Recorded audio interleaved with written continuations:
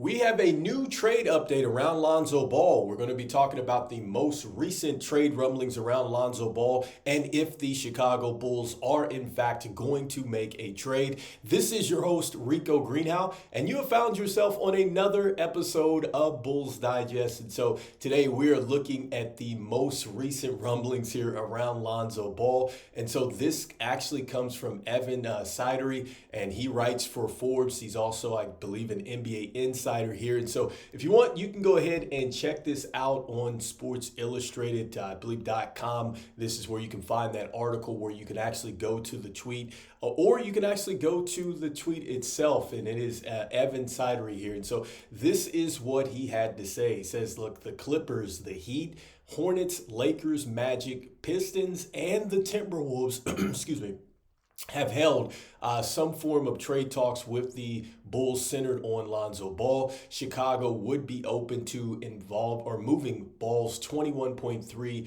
million expiring contract in exchange for second round draft capital. And so let's start there. All right. So look, I think that the Chicago Bulls certainly have an asset in Lonzo Ball that I think a lot of teams definitely want. I think that there's not a team in the NBA that Lonzo Ball just would not impact that situation. You know, just his basketball IQ has been on display here, and we know that that's something that he's always had, his ability to impact the floor on the offensive end and then also to the defensive end. And then if you got a chance to look at last night's game, I think that this was probably one of his better games scoring the basketball, and he's really trending up. I said this probably a couple games ago that I think he's really coming back now from that wrist injury, and so I think that he's going to start getting even better on the offensive end.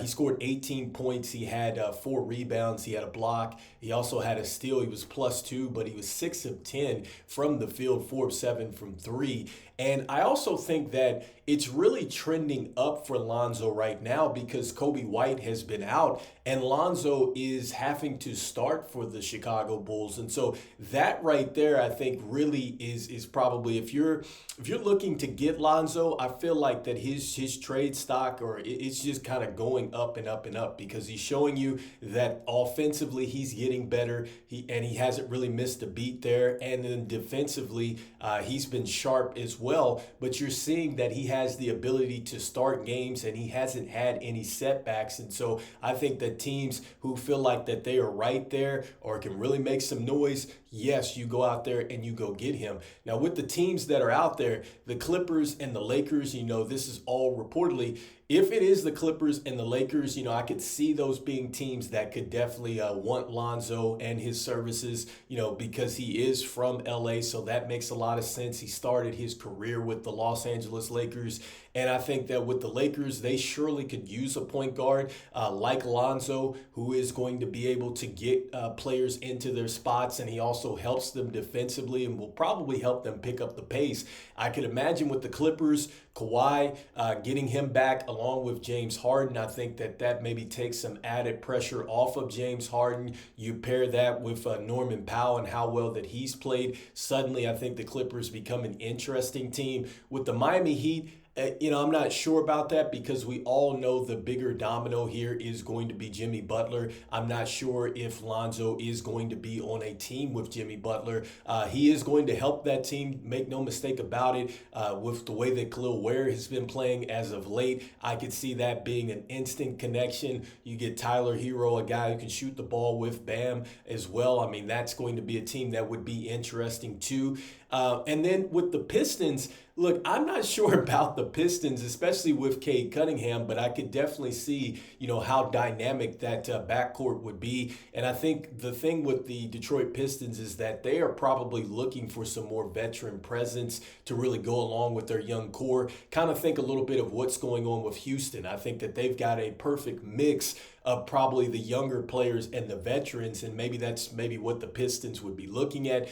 With the Timberwolves, Bulls, look, even though that they've struggled, can you imagine if you did have Lonzo, you were somehow able to hold on to Randall, you also have Edwards as well. Suddenly this becomes an interesting team. They do have Rudy out there as well. And so, look, man, that is a team that could definitely be scary. And then it's just like, could he continue to start alongside of Anthony Edwards? I think that that's where that dynamic becomes even more interesting. But the one team where I kind of really circle and I wonder about, it's the Hornets. And I say that because LaMello Ball plays there.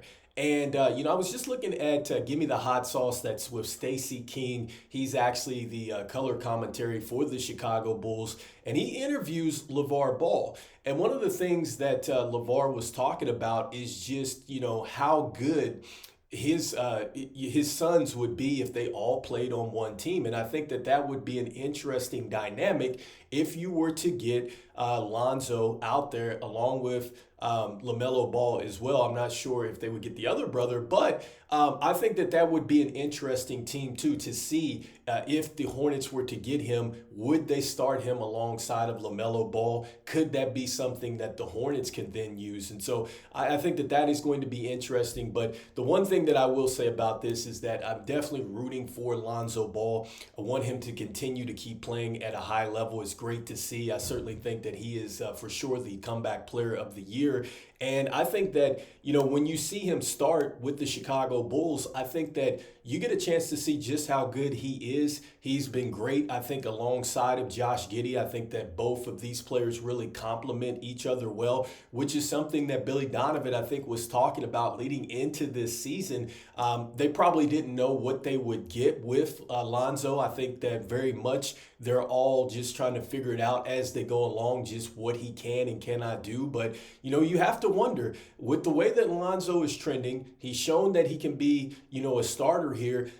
Do the Bulls and does him, do they both kind of come to an agreement here that maybe they want to come off the minutes restriction? I'm not saying that that's maybe something that happens, but, it just makes you wonder, can he be more than what he's doing right now, especially moving forward? And at some point, is he thinking maybe long term he wants to come off the back-to-back kind of game restrictions as well? And so I think that that is something that any team that's really going after Lonzo would have to consider that. What type of player are you going to get moving forward as far as, can he hold up as a starter? Can he be a player that you could depend on and he can play, in back-to-back situations? What is that going to look like? And also, too, the last domino is the contract situation, because he is an expiring deal. You're giving up draft capital for him, and you certainly, if you feel like you're close and you give up draft capital and then, he ends up going elsewhere,